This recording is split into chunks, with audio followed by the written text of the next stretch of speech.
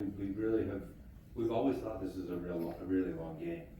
And when I look at where we're at today versus where we started, it's pretty impressive. But in total, what people do on a smart TV today, we're about 10% of screen time is on Netflix in America, which is we're our most mature and penetrating market. So 90% of the time that people spend on their TV, they're doing something else besides watching Netflix. So we've got lots of room to continue to grow. So we were pretty confident that we had not capped out in this way, and that there was room to grow as long as we could deliver for our members and deliver a ton of value.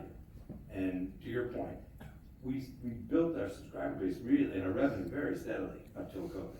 And then during COVID, we pulled forward a big chunk of subscribers because people were at home and they had the time, and it kind of threw off the rhythms of things of how fast you grow.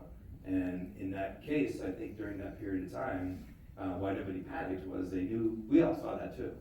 And we saw that all the other metrics of the business were actually humming pretty nicely. Now, when you slow down subscriber growth and you have spending that goes against it, no great company can spend more, can increase spending more than they're increasing revenue. And in that little pocket of time we had.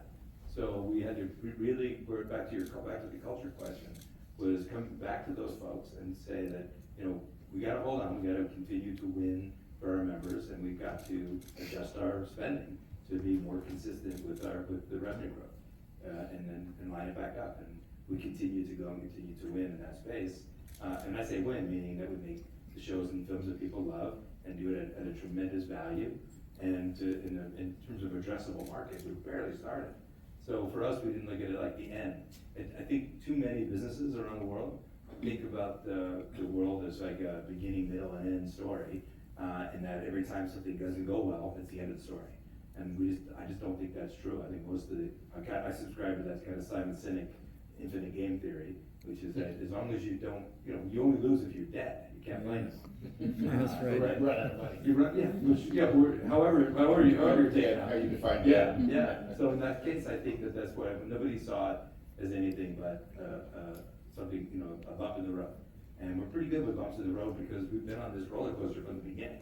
And we've had existential, moments like that in our history many times. I remember in the early days of our DVD business, selling off old DVDs to pay the rent. So we're a pretty scrappy group. But the truth of it is, like I said, everyone just really sees the prize and they see the vision. And one thing I think that Reed set up for the company really, really well was to attract people who also buy into the vision. So that our famous culture deck that people talk about, where that came from was whenever we used to hire new people, they would do a monthly breakfast. We were hiring so few people, you could do this then. That you'd have a monthly breakfast with the CEO. And we put together a little PowerPoint and say, here's what we believe, here's what the company believes in, here's how we're gonna do it. And it's a lot of those things that I talked to Reed about in 1989. But he would always say that someday we'll keep refining this PowerPoint, and someday he'll publish it as a book. And one day he calls me on a Saturday afternoon and said, I published the deck. He wouldn't publish the deck. He goes, I just put it online. And I said, well, I thought that was gonna be your book. He said, yeah, but I was thinking about it, and I said, why do we hire people and then tell them what we stand for and what we believe? Why don't we tell them what we stand for and try to get them to come join us? And so that was such a great move. And people have said that is maybe the most important document in the history of the internet, because it really did set up how people worked and how they're gonna work. And for me, I look at it and say, how do you have to as a leader in our company, you've got to kind of role model all that stuff too. And I think there's probably been no greater example of it than Reed's succession model, which was, he said, I'm gonna do this until someone else could do it better and take it further, and that's what he set up. And he has thought about that succession model for 10 years. So almost imagine, just like I thought it was kind of nutty when I met him in 1999 to talk about things like talent density. We had 175 employees, but he was thinking down the road from the very beginning, instead of a company that did the same. Your corporate culture is just amazing. I mean, you put all the chips on the table. We talked about with Stars and Epics and those deals. And you won. You put all the chips on the table with House of Cards. Could have killed the company, and you won with that. I think that's played into the culture. You covered the stock price. You're very calm about the stock dropping 70%. It's astonishing that you had confidence and your people made it through. So looking forward, let's go through two areas that where issues may come up. competition. You've got, what, 8 streaming competitors now? 7 streaming competitors? You know, how do you look at that? I mean, how do you, you're number one by far, profitability, spending, everything else, right? How do you look at the competition? You know, it's interesting because when we first, going back to, I have this theory that, you know, what do they say, everything you need to know you learned in kindergarten. And I think in a way, we learned a lot of things in the DVD business that served us really well here. And one is how to compete. I mean, we're in a super competitive business, and we always have been. When we were mailing DVDs. You do know that half of the people here don't remember the days when you mailed. We got some. It was 20 years ago. We only mailed our last disc about 3-4 months ago. It went on, it lived 16 years into streaming, we were still mailing discs. What was cool about it was is that we were a tiny company, you know, just scrappy, trying to get our legs underneath us. And at that point, Blockbuster Video, which many of you may not remember them either, but they were like the North Star. That's like $8 billion, and the biggest Opening a store every day, or? and they were the biggest global, maybe the only global entertainment company in the world, right?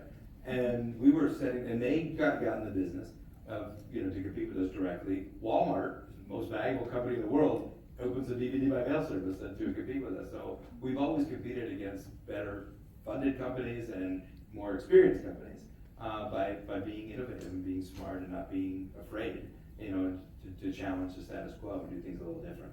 So for us, we thought for sure Blockbuster was going to eat our lunch. You offered half the company for 5 cents, right, in those days? Yeah, it was an offer I'm sure they should have taken.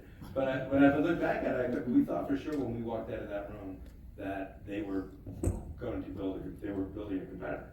Why else wouldn't they buy us?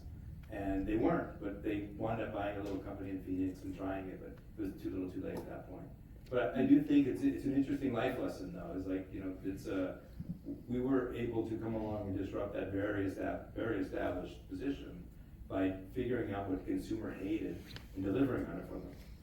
You know, which was late fees. Late fees, As yeah. much as you love Blockbuster, man, everyone hated those late fees, and we built a business around it, and they held on to it as long as they could, instead of trying to say, hey, maybe we should follow the customers here.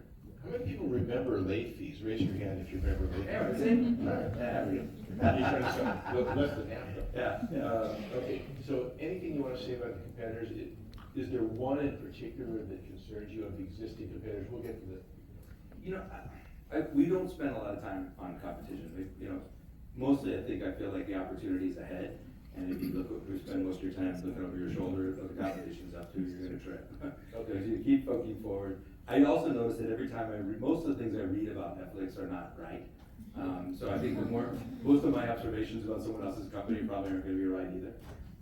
So we really try to focus on what we're doing and hold ourselves to a really high bar. It's exciting, I think, to have real competitors in the game, and really, I think most of them got in later than I expected.